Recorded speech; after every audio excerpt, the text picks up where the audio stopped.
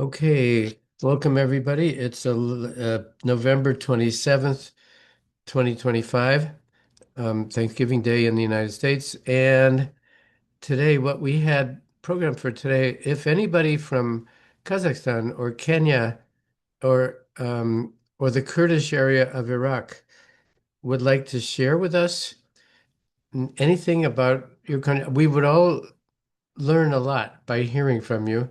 Um, You can volunteer to do this now or later during this session as you wish. But this was the day put aside for that purpose.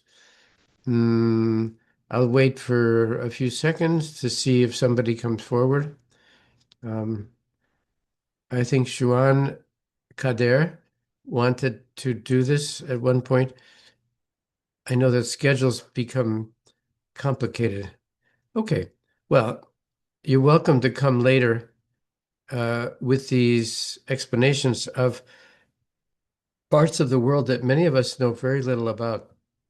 And it would be very nice to use this platform to learn more about, we call them area studies in the United States, um, looking at parts of the world we're not familiar with. Um, you can do this with preparation or not. But let's see, while waiting, let's go into today's discussion. Um, on Paul Nitze. Now, I mean, there's a lot to talk about in terms of what's happening today. I don't think anyone is surprised that the talks have bogged down. There was a lot of optimism about documents and discussions, and you know the topic I'm talking about. Um, I think most of us realized this would not be a quick or easy process. And, we all hope that something will come of these talks, but it would be naive to think that Vladimir Putin would abide by any agreement that he would accept in writing or otherwise. So let's go on to um, some bits of history. As I've said before, um, we learn from history. We don't learn exactly what it is we should be doing at this time, but by looking at past patterns, we can detect things that worked at one time in the past, things that did not work. The complexity, especially, I think the lesson is in the past, at least, foreign policy and so-called grand strategy was an enormously complex thing. I'm afraid that nowadays complexity is lost, and we had this very unfortunate shooting yesterday in Washington. Um, Reaction, because the suspect is from Afghanistan, reaction, everyone from Afghanistan is suspect. This is not sophisticated thinking. This is not the sort of thinking that furthers stability or a normal configuration of things in the world. Uh, Now that we've lost pretty much the sense of the real complexity, as Eisenhower said, there are no simple answers to complicated questions. So, as we go back, this is not just simply for the purpose of reliving the past, but let's look at during the Cold War, these two individuals, Kennan and Nitze. It's a fascinating relationship, kind of like the DNA helix. They revolve around each other. They disagree about everything. They remain friends, close friends, and the result is astonishing. Between polar opposite approaches, the result, in the end, we don't give them all the credit, but the the CC the when the Soviet Union ceased to exist in 1991, this was partly a result of the grand strategy of these two individuals. I call them yin and yang because um, the one, well, just to summarize, Kennan is sometimes seen as a dove. We did not understand that when he was active. in diplomacy because his writings were ambiguous and they seemed to show two sides. Later in life, he was clearly what we would call a dove, opposed to any action that would lead to a military conflict, completely opposed. Nitze, the opposite, it's not that he wanted military conflict, but what he advocated was what we now call peace through strength. But in his case, it was much stronger than that. Um, he advocated enormous military buildup beyond the point where the other side, the Soviet Union, could compete. These two approaches, the dove and the hawk, somehow, I think miraculously, worked together. And I'm uh, kind of being a little bit um, humorous when I say containment versus throw weight. The the notion of containment, which is associated with Kennan, and throw weight, which is one of the many military terms. Um, there was a very opaque, very esoteric series. There was a whole language created by Nitze to describe different types of missiles and defensive and offensive. We'll get into that later. And throw weight was, of course, one of these terms. It described what what does it take to get a missile to go 1,000 kilometers or 5,000 kilometers? Now, let's race through. I know we've talked about this. I thought it would be useful just to recapitulate a little bit. First of all, Kennan and Nitze were contemporaries. Kennan was 3 years older than Nitze.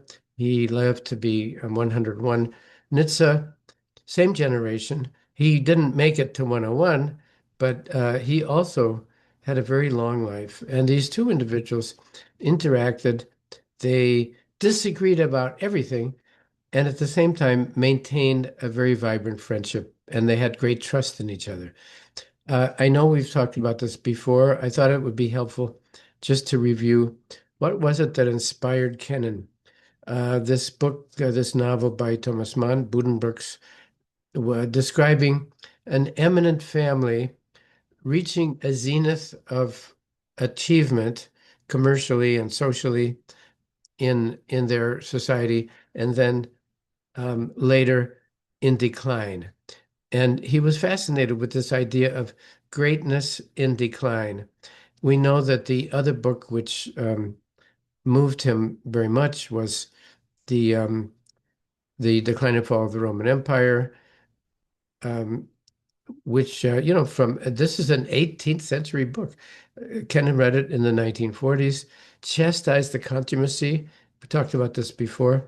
The idea that if you overreach, you will decline. And this was Gibbon's interpretation of why the Roman Empire declined, because they tried to do too much.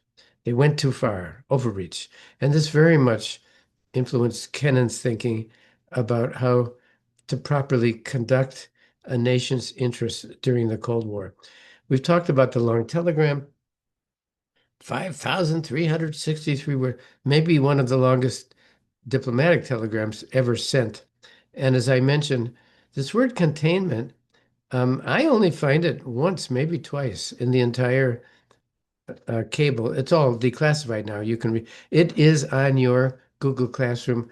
I would love for you to read, at least pick up, get a sense of the X article, or I have two sightings, the X article and the long telegram.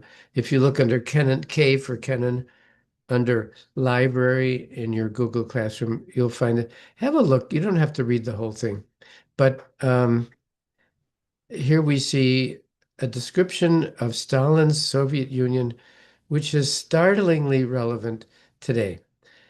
The paragraph below, the jealous and intolerant eye of the Kremlin can distinguish in the end only vassals and enemies. Isn't this appropriate for what we have with Vladimir Putin?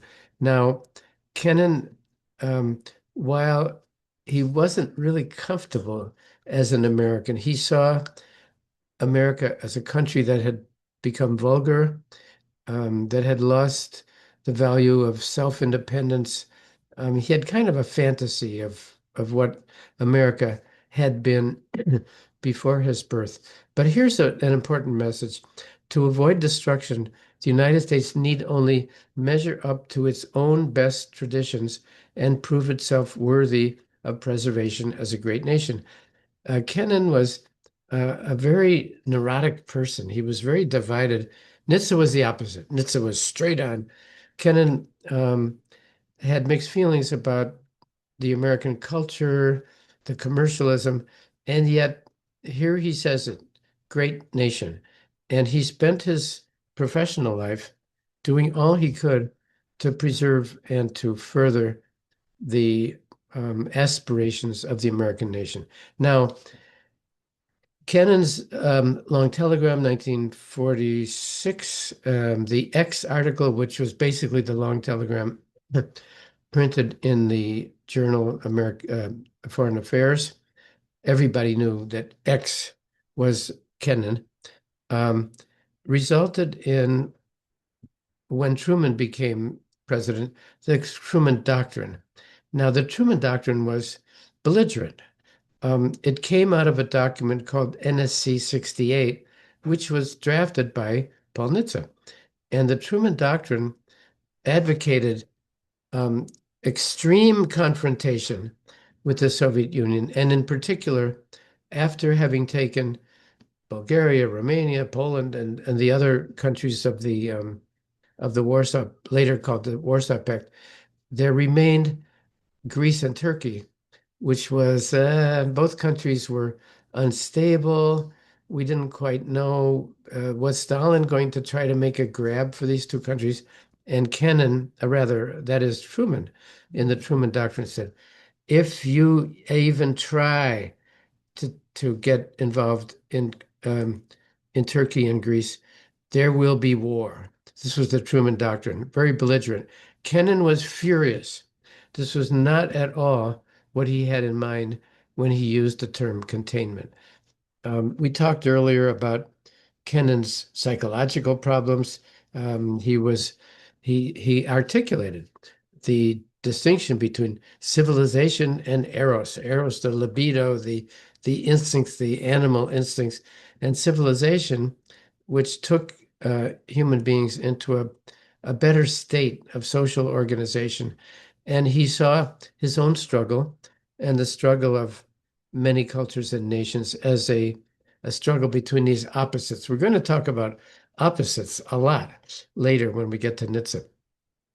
This led to a nervous breakdown in 1935. He was very troubled. He had strong animal instincts, and he tried to suppress them, but he wasn't always able to do that. He understood that civilization depends on controlling animal instincts, and he himself was unable to do that. Um, Now, we talked about his disastrous. uh, I'm laughing because all his life, all he ever wanted was to be U.S. ambassador to the Soviet Union. Finally, he was named ambassador.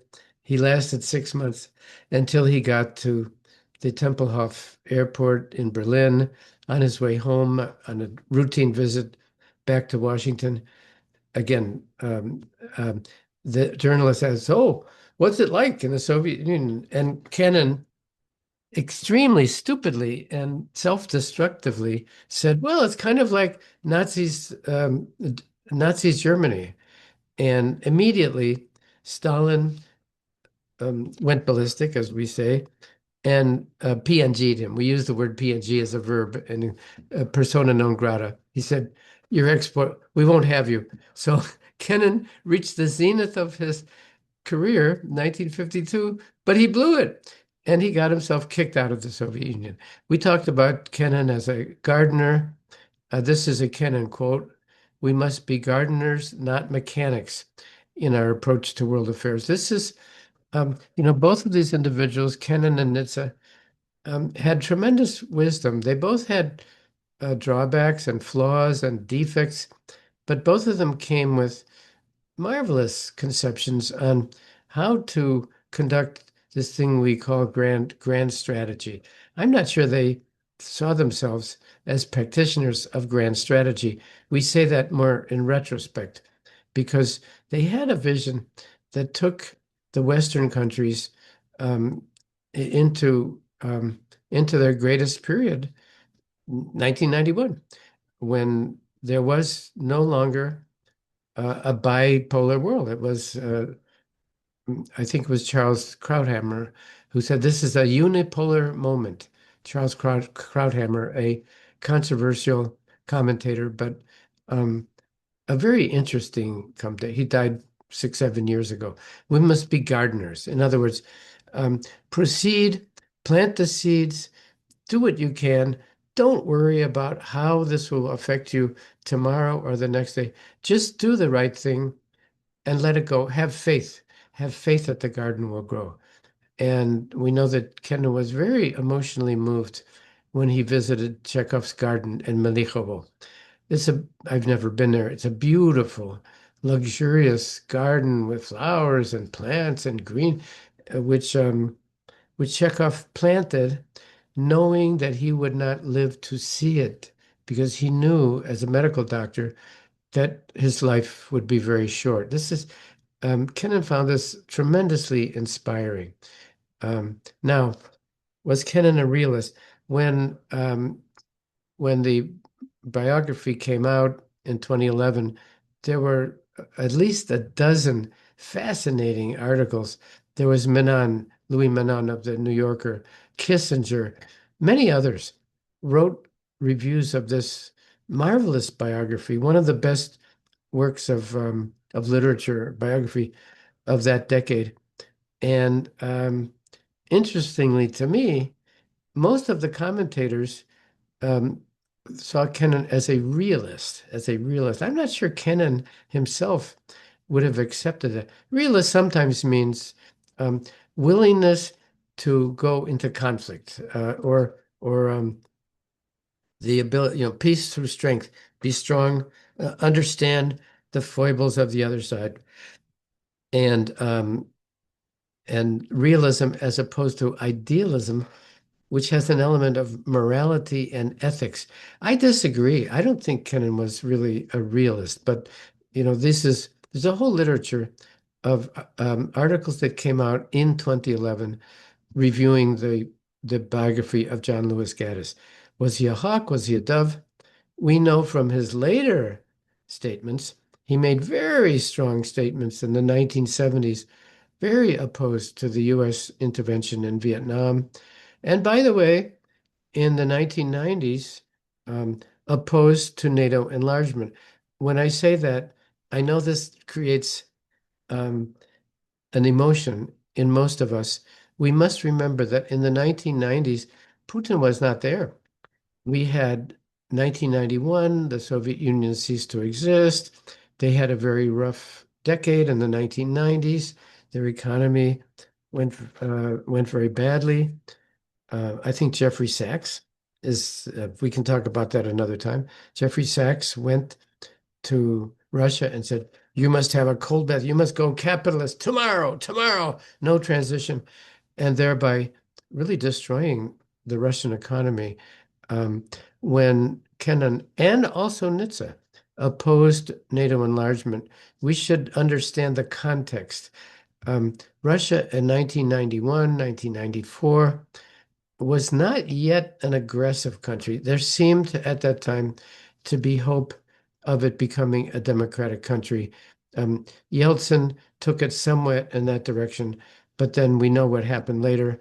Yeltsin passed the baton to Putin, and now we have this horror. Before judging negatively Kennan and Nitze for opposing NATO enlargement, we should understand the context of the 1990s, when it did seem that the Russian Federation had a chance of becoming democratic. I don't blame them for failing to foresee the horrors that came after the year 2000. Now, that's Kennan. Let's turn to Nitze. As you see, Nitze was a contemporary. Their lives overlapped almost. Kennan 1904, Nitze 1907. They both lived very long lives. and the contrast is total. It's really interesting to see these two guys. The best sources here is Nicholas Thompson, who is the grandson of Nitze. This is a marvelous book, absolutely marvelous. It has philosophy and history and anecdote and biographical detail. These two, you see them here. They spent many days and many hours together. They disagreed about everything, and they understood, I say yin and yang. They were two opposites working together for a successful outcome, which was the downfall of the Soviet Union. This was the wonderful biography written by the grandson. And here's a more recent one, James Graham Wilson, 2024. This is also a fantastic book if you ever get interested in the topic. James Graham Wilson, 2024, America's Cold Warrior. The Cold War, we sometimes forget the Cold War was not hot. It was cold. And, we think of the Cold War in negative terms, but think of it in a positive way. It never became a violent war. There were proxy wars in the global South and many people suffered, but at least there was no world war during the Cold War. So the Cold War, um, I have a certain nostalgia because the Cold War had rules, it had expectations. When the Soviet Union signed a missile agreement, they abided by it. I mean, they tried to cheat, but they knew that they would be discovered by inspectors. It was an orderly process. It didn't seem so at the time. It was terrifying, but in fact, it was a orderly and rather hopeful period. Now, a little bit about Nitze's biography. When he was 7, his father, a University of Chicago professor of language and literature, um, Kennan came from an austere Episcopalian Midwestern family. Um, there wasn't much joy. His mother died when he was 4 months old. His father was very distant. Nitze is the opposite. Nitze, born into a family, Nitze didn't think much about his father's career. His father was an eminent professor of Romance language and literature at the University of Chicago. Nitze later said, "Well, this is stupid. This stuff is trivial," and he turned away from it. But he had a very happy family life. When he was 7, his father took him to the Tyrol, which borders Italy and Austria. And coincidentally, in that same year, 1914, the Archduke Ferdinand was assassinated in Sarajevo on June 28th. Kennan was in that area when it happened. How remarkable. After this assassination, the Nitze family, I said Kennan, I meant Nitze. Nitze was there. I mean, they didn't witness the assassination, but this, of course, dominated the news. After the assassination, the Nitzes continued on their summer holiday and went to Munich, where 7-year-old Paul Nitze saw German soldiers being cheered in the street. He actually saw Hitler. Yeah. Um, and then he returned to the US as a 7-year-old later that same summer. Now, um, Paul Nitze, William Nitze, his father, was a eminent professor at a very high prestige university in Chicago. And the son, he understood his father was a person of importance, but he didn't personally see much value in academics. In Harvard in 1928, funny quote from Nitze: "I distinguished myself by getting the lowest mark ever given at Harvard, A0, in a course on the history of economic thought. The most beautiful girl suggested that I go down to Newport for the weekend on the first day of the final exam." Nitze, he floated above. He was comfortable in himself. He had a strong background. Um, Nitze didn't suffer much psychologically. I would say maybe not at all. Again, in great contrast to Kennan. Um, Now notice the economic depression in the US and then later worldwide, which began in 1929, the last thing you would expect is that an individual would go into the investment business at that time and make a lot of money. Nitze was, boy, he had a comfortable life. He had a mentor, James Forrestal, and he became vice president of an investment company in the middle of an economic depression, and he made lots of money. He thought he should give academics a try, and he registered in a sociology PhD program. And then he said, to hell with it. I'd rather make money. Nitze was very comfortable. Kennan, uncomfortable. Nitze, comfortable. Now, um, his early career was in investment. There's a famous, funny telegram, 1940. Uh, Nitze was living in New York because that's where the stock market was and is. And his mentor, James Forrestal, sent him a very short memo. Be in Washington Monday. And, you know, uh, Nitze revered his mentor, James Forrestal. And he said, okay, okay, whatever. I'll go to Washington. And he did manage to be in Washington on Monday because Forrestal had realized that Nitze was needed in the Franklin Delano Roosevelt administration. And Nitze very willingly went. Nitze had a pattern, a professional pattern. He never reached the highest levels. Many people, including himself, thought he should be a cabinet member. He should be Secretary of Defense or Secretary of State or something like that. He never quite reached that height. And apparently, he didn't really care very much, or we don't have evidence that he really cared about this. He took the second or third tier positions. He excelled. He did marvelous work. He took his left brain brilliance that he had used in gathering great wealth during the economic depression and turned it to the service of the U.S. government. Um, Now, the School of Applied International Studies of Johns Hopkins, which is now, I think it's the premier school.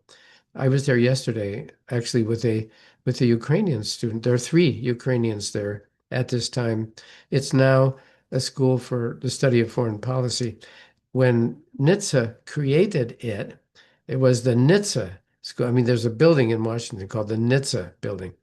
He created it in the middle of World War II for business leaders. Again, although he was tremendously successful in foreign policy and in tactics and strategy, Ed Hart, he was an investor.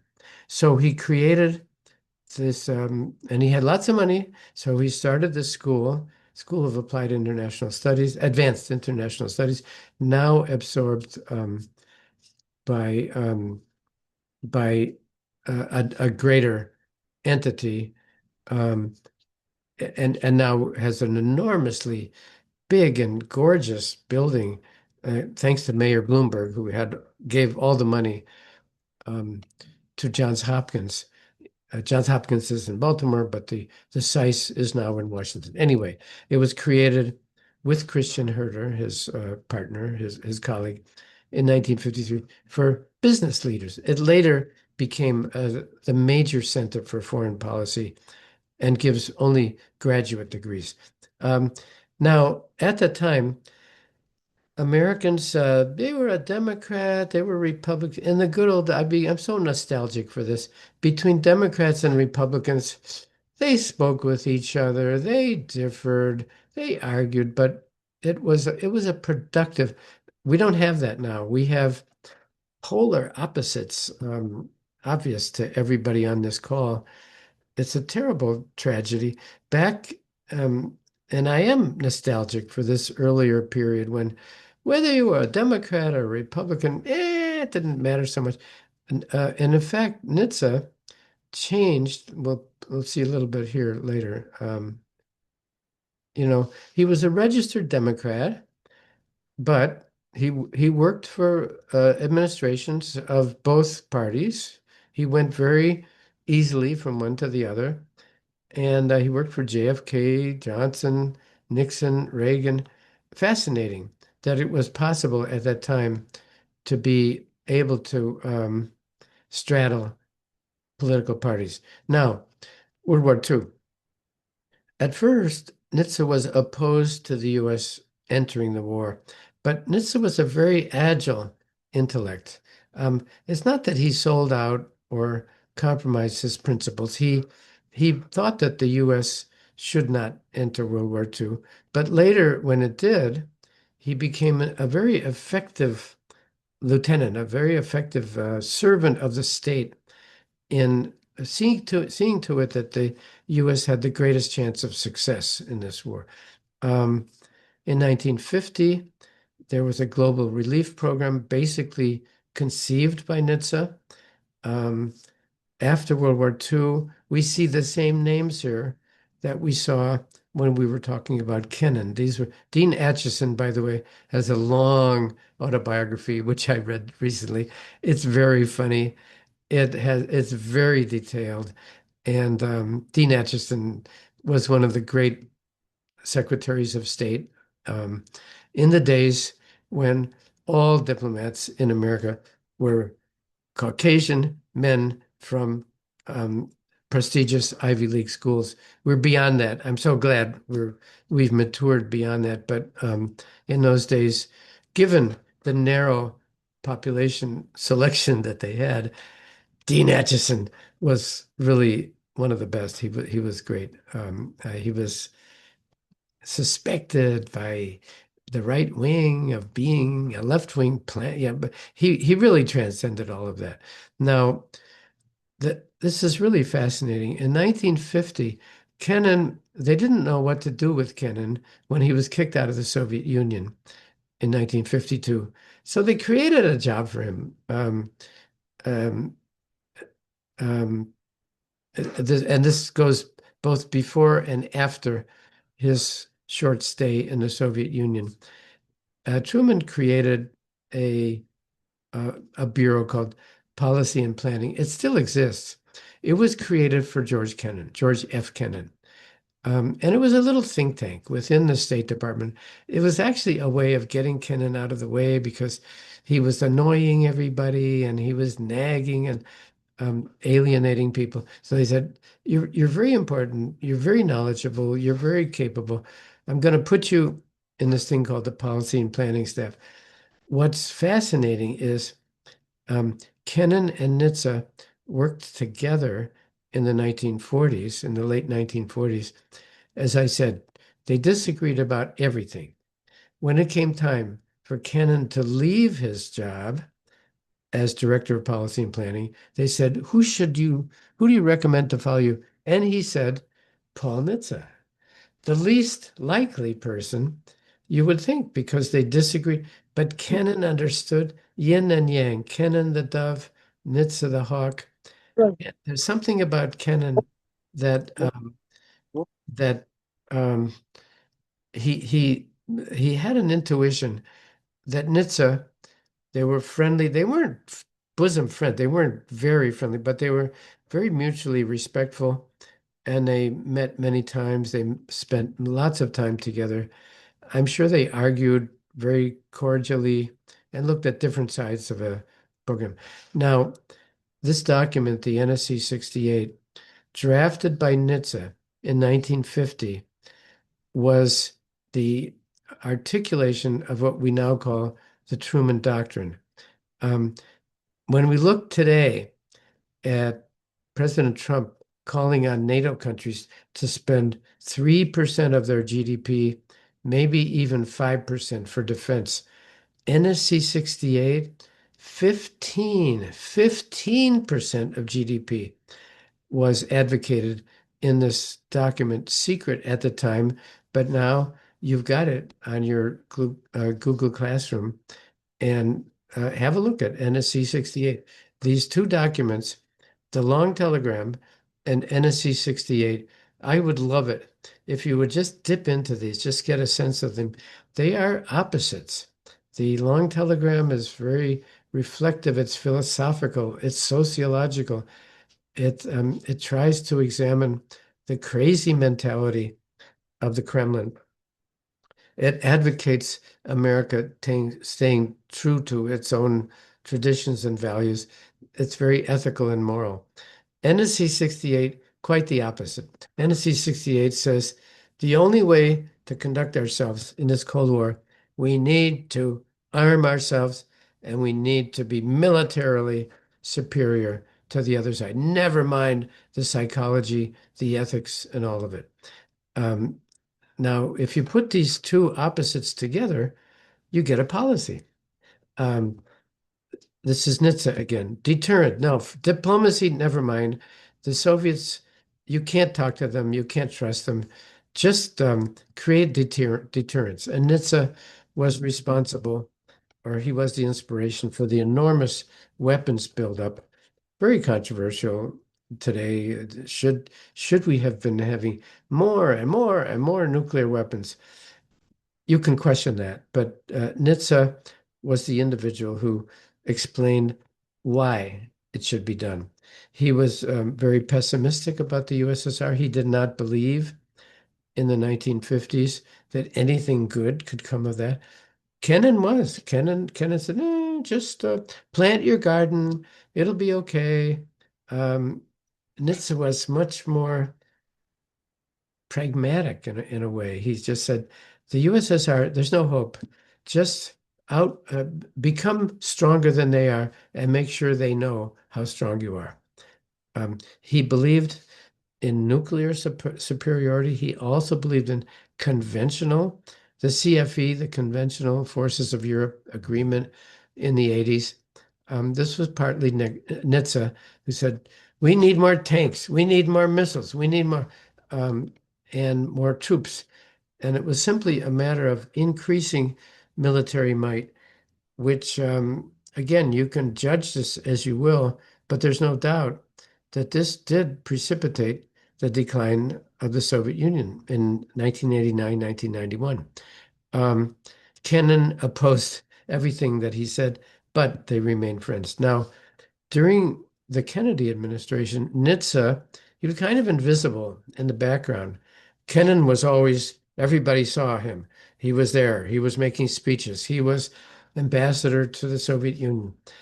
Nitze, by contrast, was somewhat in the background, but as Assistant Secretary of Defense for International Security Affairs, he advised Kennedy during the Berlin crisis in 1961.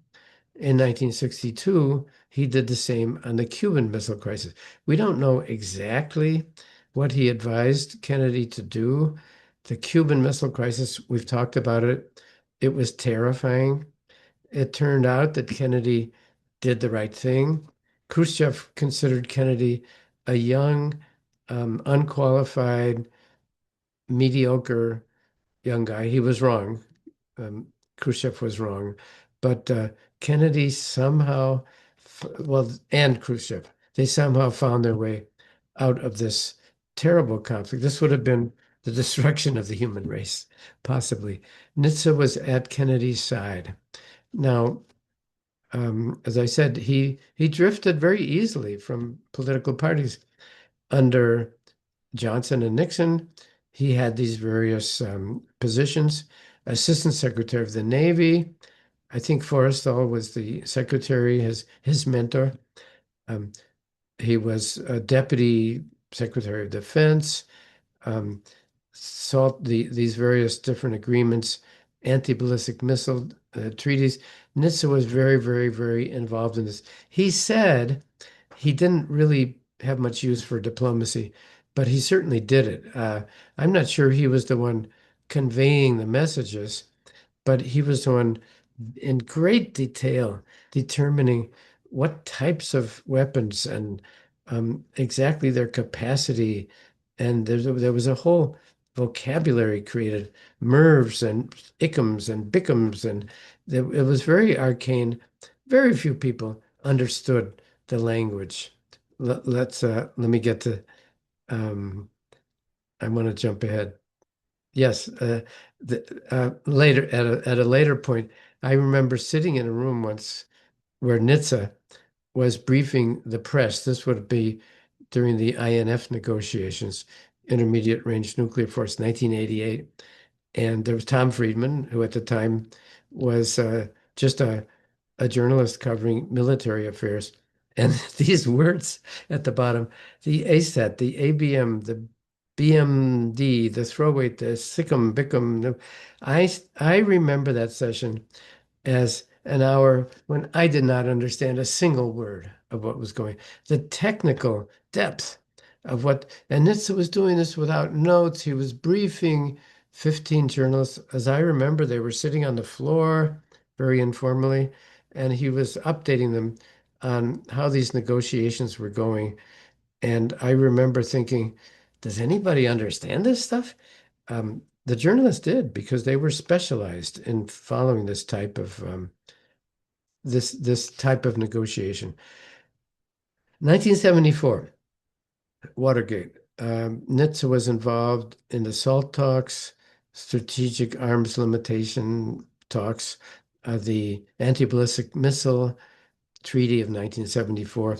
But then during the Watergate scandal, which lasted a year and a half, Nitze was so disgusted by this, he said, "I quit. This is stupid." This was the downfall of Richard Nixon. Um, Nitze worked for Kennedy, he worked for Nixon, he worked for Johnson and Truman, and but he'd reached his again psychologically very solid. Kennan might have had problems, deep psychological problems, in separating himself from a system that he lived for. But Nitze was very centered. He had his wealth, he had his things to do, and he said, "I quit. This Watergate thing is just too demoralizing." When Carter came along, he considered Nitze too much of a hawk. Now, Brzezinski, who was Carter's um, um, um, security advisor, we think of Brzezinski as a hawk, actually, and it's an interesting partnership between Carter and Brzezinski. They fought and they argued all the time. Another instance where you had yin and yang. Carter, to oversimplify, a dove. Brzezinski, a hawk. But Carter, when he realized that he had this great talent available to him, Nitze, he said, "No, he's too much of a hawk." So Nitze sat out the Carter administration. I talked earlier about how easily very rational and moral and ethical people moved between the two political parties. This is no longer the case. I hope it can come back someday. This is the way things should be. Um, there used to be in America this thing called the race towards the middle. Um, Clinton, perfect example. Clinton was elected as kind of a left-winger, sort of a progressive, but then he spent his 2 terms trying to prove that he really wasn't all that much of a leftist. He took apart the welfare system, for example, because in those days it was advantageous to be perceived as being in the middle. Now it's quite the opposite, and I think it's a great loss for domestic policy in the U.S. Here's just a list of some of the things that we're going to talk about the walk in the woods in a moment. You've heard this expression. I must admit, I've heard this expression all my life, and I never quite understood what is the walk in the woods. Um, well, let's get to that. Here's Yuli Kvitinsky. Um, and in 1982, Nitze and Kvitinsky, his counterpart in the Soviet Union, went to the Jura Mountains in France very secretly. Nobody authorized them to do this. And they talked as adversaries in a very cordial way. That what can we do? Look, we both have too many weapons. Let's figure a way out of this. Maybe we could get rid of nuclear weapons altogether. And this was a famous. Nobody knew at the time that this was even happening. They did this without authorization. Kvitinsky had no permission from the Kremlin to do this. Nitze had no permission from the US government, but they had this walk. It wasn't exactly friendly, but it was open discussion. Result, total failures because on the Soviet side, they said, "Look, Kretinsky, what in the hell? How can he do this? This is an undisciplined, unauthorized discussion. Um, we disavow." Likewise, Nitze was also severely criticized when he came back home. How dare you freelance and go doing your own thing with a Soviet leader? We didn't permit you to do this. So he made a try. It wasn't, but I mean, this is you'll hear the expression walk in the woods. That's what that was. It was Nitze and Kwetinsky. Now, 1982, very interesting period. Ronald Reagan, not yet senile, um, really believed that the world could be rid of nuclear weapons. He and Gorbachev went to Reykjavik later in 1988, I think it was, to talk about removing all nuclear weapons. Nitze was very involved in this. And sorry, go back and forth here. Let me first say he was Reagan's chief negotiator in 1981-84 under the Schultz when Schultz was Secretary of State. Nitze never trusted Gorbachev. Schultz did. Schultz trusted Gorbachev. Um, and Shevardnadze, who was Schultz's counterpart in the Soviet Union. Nitze was instrumental in the Reykjavik Summit, 1987. I said 88. It was 1987. And the agenda there was to try to get rid of at least some of these ridiculous amounts of nuclear weapons that both sides had. Like 5% of them would have destroyed the human race. And they both understood that this is crazy. The Reykjavik Summit, I think you know this, but just to review it, they went in with Jack Matlock. Later, he was in the room in Reykjavik, later became ambassador to the Soviet Union. They went in there to see, can we get rid of nuclear weapons? And they came this close to getting rid of all of them. Reagan, I think, very honestly, I think he truly believed that he and Gorbachev could agree to get rid of all nuclear, and they almost did. Um, they went into this room. This is a bad photo. Here they are, and here's Matlock, by the way. Here's Reagan, Gorbachev. These two are, of course, interpreters, and they went in and they tried their best. The sticking point was Gorbachev said, "I think we can agree on something, but Mr. Reagan, you're going to have to get rid of this strategic defense initiative thing." Strategic defense initiative, sometimes called Star Wars, was Reagan's concept of having protection, defensive protection against nuclear weapons. The policy or the reality of MAD, mutually assured destruction, was that if you knew that you would perish, then you would not start a nuclear war. Well, Reagan changed this very fundamentally by believing, maybe naively, believing that there could be a defensive mechanism so that this could be a different way of avoiding nuclear destruction by creating a defensive system, sort of like the Iron Dome, the Golden Dome in Israel. Israel's a tiny country.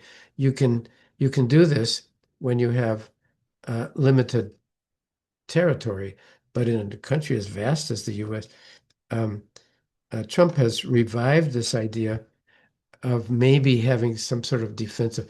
Anyway, Gorbachev said, "I think we can agree, Mr. President, but you'll have to get rid of this strategic defense initiative because it's the opposite of mutually assured destruction.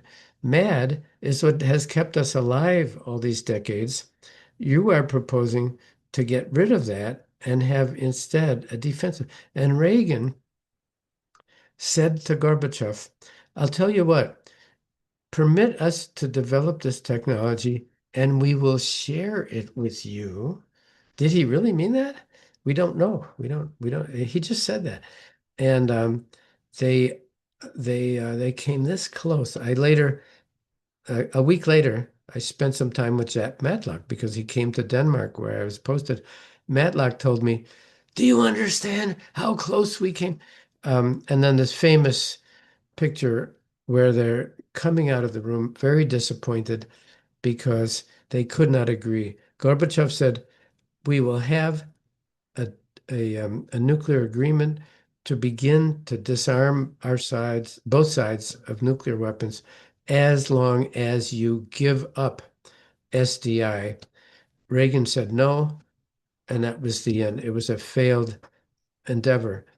What came out of it, however, was the INF treaty, the Intermediate Range Nuclear Force, which was like nuclear weapons go 8,000 kilometers. Intermediate range nuclear forces go maybe 2 or 3,000 kilometers. And um, the NATO countries and the Soviet Union had plenty of these INFs. And the indirect result of the Reykjavik talks was an actual agreement that both sides would give up intermediate range nuclear forces. Well, that's something. That's something that, in fact, was cited as the first time in human history that opposing countries voluntarily gave up an entire class of weapon. So that was an indirect benefit of the Reykjavik summit. It didn't disarm both sides entirely, but a year or two later, it was possible to get rid of INFs. Trump has canceled that agreement. Now, um, we're getting to the end here of my presentation on Nitze. How do we apply Nitze's approach to grand strategy? He was opposed to mutually assured destruction in the sense that he wasn't afraid of being destroyed. And maybe I'm stating this wrong. He believed that overwhelming military force was the right formula to win the Cold War. He advocated prepare for war, at the same time, do everything to avoid a war. With Kennan, it would have been the opposite. It would have said, he would have said, avoid the war above all. Kennan, we learned later, much later in Kennan's life, in his opposition to the Vietnam War, his opposition to NATO enlargement. The first objective, don't fight.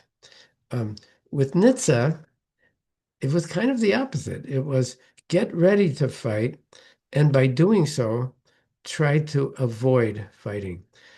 Challenge, but do not provoke. Interesting. Now, um, we get to the esoteric side of Nitze. He wrote this book in 1994, Tension Between Opposites, Paul Nitze, Scribner's, well worth your while. Uh, Nitze valued the philosophy of the Greek philosopher Heraclitus. Heraclitus, um, who wrote about the tension between opposites, um, as let me read a couple of quotes here. Um, all things are in flux and conflict. Tension is essential to the natural order. The tension in the bow and arrow, the tension of the bow, releasing the arrow. There was something productive. The lyre, the early form of the harp, the tension that stretched the strings and gave each string a different tonality. Heraclitus, wow, pretty esoteric, right? Well, Nitze saw this as the way to think, the proper way to think in dealing with international relations and arms control. In his book, he talks about the need, I'm quoting here, to balance competing forces in statecraft and in looking at two sides of the same coin, strength and flexibility. His objective was never purely to avoid conflict, but rather, in a very realistic way of thinking, to become strong while maintaining flexibility. So, this tension between different forces, which Heraclitus saw as the basis of the universal order, pretty esoteric. Nitze wrote a book based on this concept. And then the famous quote, which he quotes of the American novelist Fitzgerald in his novel, The Crack-Up. The test of a first-rate intelligence is the ability to hold two opposed ideas in the mind at the same time and still retain the ability to function. We don't think of Fitzgerald as a strategist, but this phrase, this fascinating phrase that he uses in a work of fiction, was taken up by Nitze. He said, "That's it. That's it. We need to look at two things simultaneously. If you put Nitze and Kennan together, that's what you get. You get two opposed ideas, and the result was grand strategy." Um, so this it will be the last slide here. Which one of them drove the Soviet Union to destruction? Kennan the dove, Nitze the hawk? Well, both. And that's my those are the thoughts that I wanted to share on Kennan and Nitze. We have a little bit of time. Oh, I see there's some chats. Let me catch up here. Let's see what you've said. Mm. Oh, you've identified. Okay. $1 billion back then would have been tens of billions now. That's right, Jonathan. That's right. Um, Yasmin, thank you. Am I Kenan or Nitze or both? You got me thinking. Thank you, Yasmin. Um, it's again, why are we even looking at history? Is it irrelevant? I think it's very relevant. As I said at the beginning, history doesn't guide us on how to deal with our current challenges, but it shows, and with to some degree, it shows things that worked and things that did not work. In this case, the Cold War, which was a great success because the human race was not eliminated. And we avoided World War III. It was kind of amazing. How did that happen? Well, it was two opposing ideas that respected each other. Again, Kennan appointed Nitze to follow him in that office of policy and planning. Amazing. He chose the one who disagreed with him. This led to their success. Um, so that's Kennan and Nitze.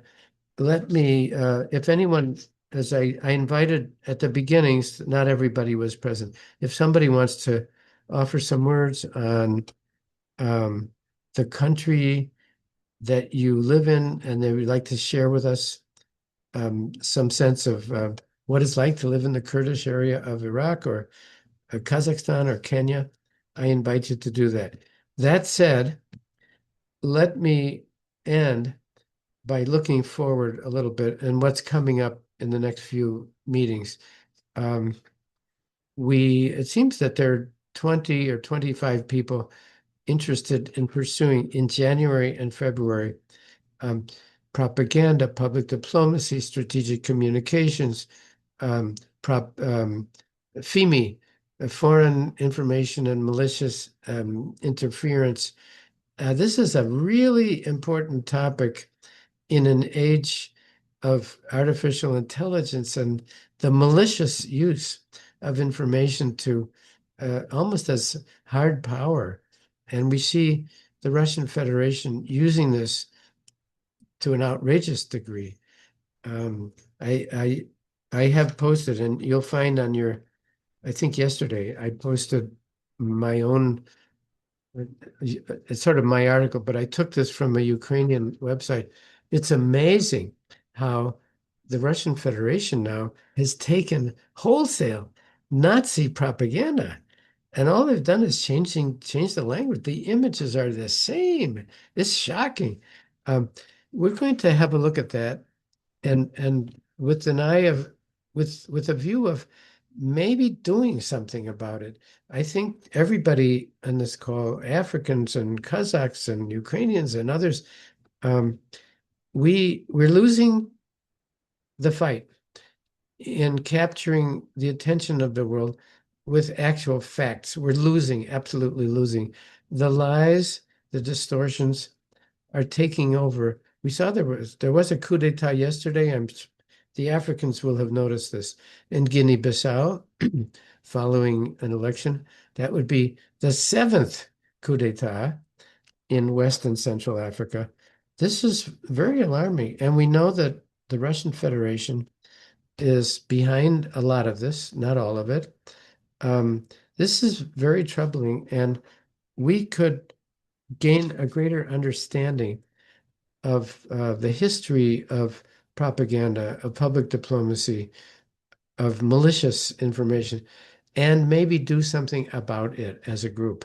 January, February. So that's my advertisement.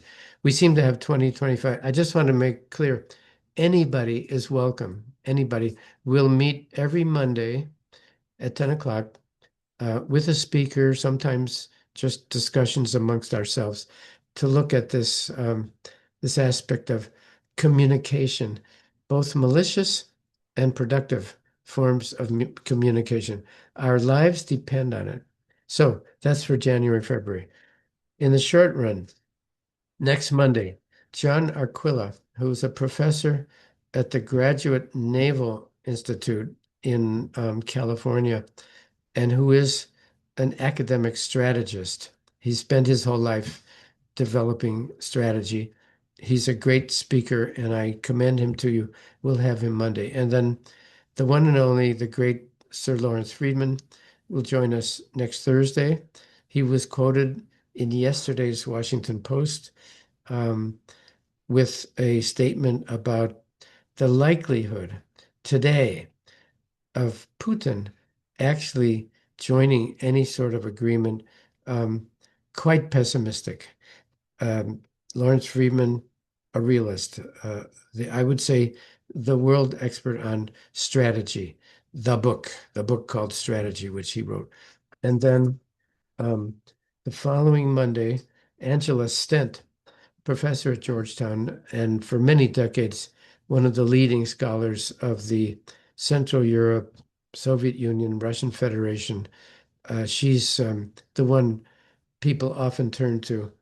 And then, very likely, December 11th will be our final session. We'll have our two friends from the Delphi group, Colonel Bob Hamilton and Maya Otarashvili, who will help us sum up, draw together what we've done this fall, and then we'll wish you a good a good December until we meet again in January. So we have 3 or 4 more meetings.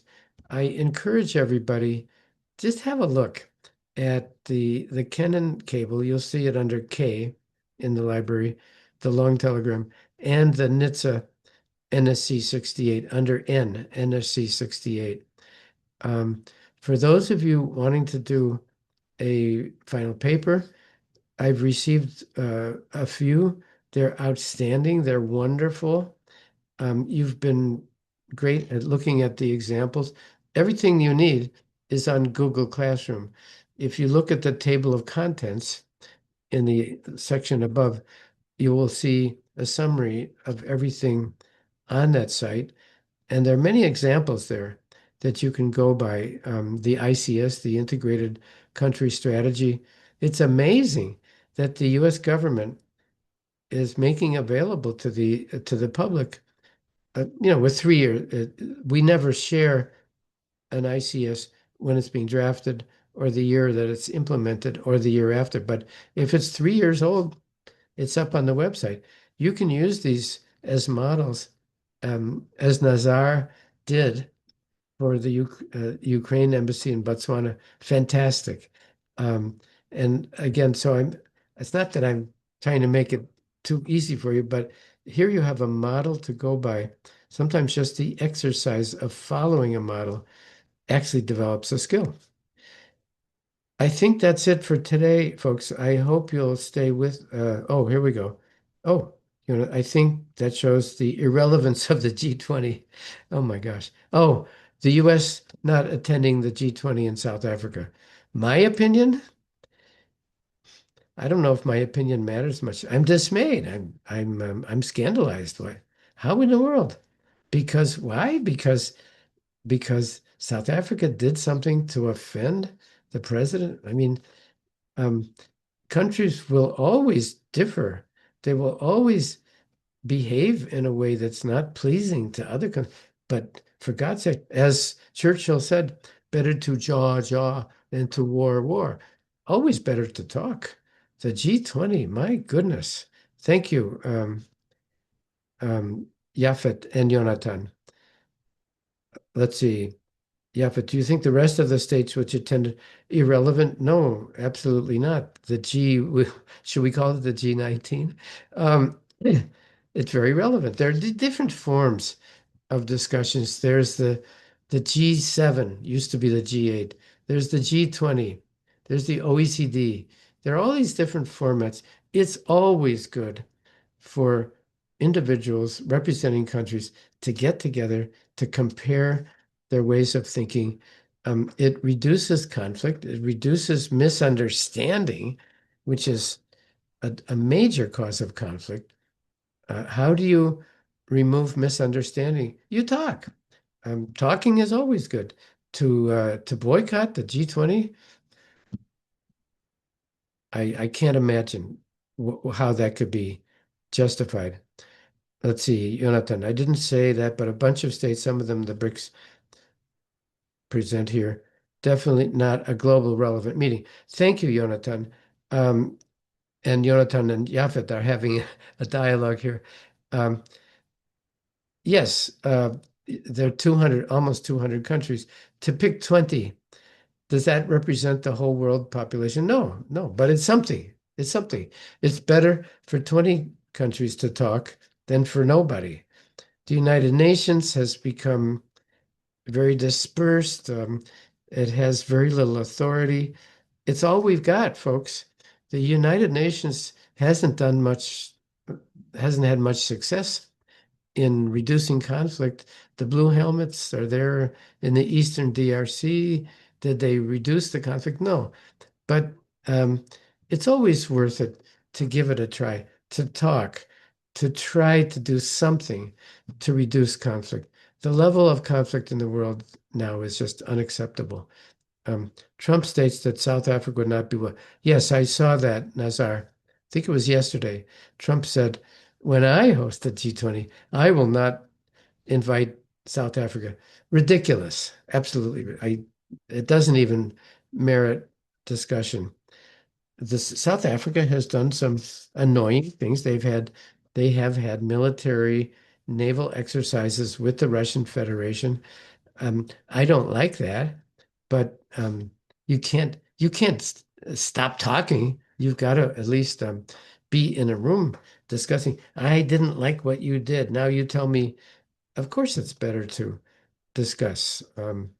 So we are um, we're in a pretty bad situation.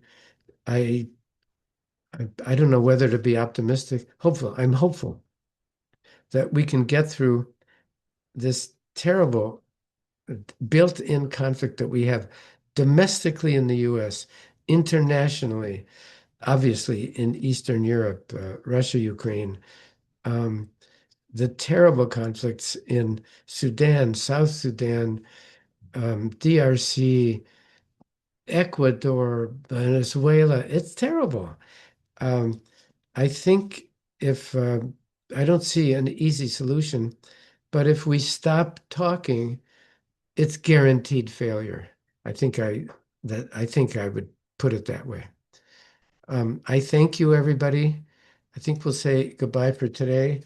Don't miss John Arquilla next Monday. He's a great speaker, and he's a great prelude to Lawrence Friedman, who will join us on Thursday.